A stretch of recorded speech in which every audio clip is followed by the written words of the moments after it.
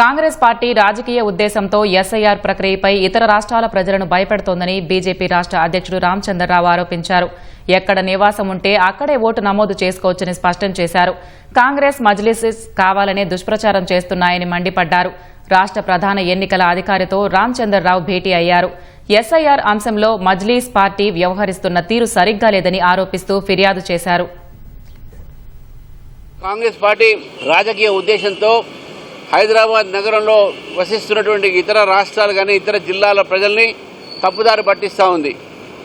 మీ ఊళ్ళో మీరు ఓటు లేకపోతే మీకు అక్కడ లబ్ధి రావు, బెనిఫిట్స్ రావు, రేషన్ కార్డు రావు అవన్నీ చెప్తా ఉన్నారు. అది పొరపాటు. అది ఎక్కడ ఉంటే అక్కడ ఓటు నమోదు చేసుకోవచ్చు. మన ఊళ్ళో మన ఆస్తులకు కానీ మన లబ్ధి కానీ ఎటువంటి ఒక ప్రాబ్లం ఉండదు అని చెప్పేసి కూడా చెప్పారు. ఎందుకంటే కాంగ్రెస్ పార్టీకి భయము హైదరాబాద్లో ఉన్న ఓట్లు ఈసారి వాళ్ళకి పడవని చెప్పేసి కాబట్టి బీజేపీకి పడితే భయంతో ఇటువంటి మాటలు మాట్లాడుతూ ఉన్నారు.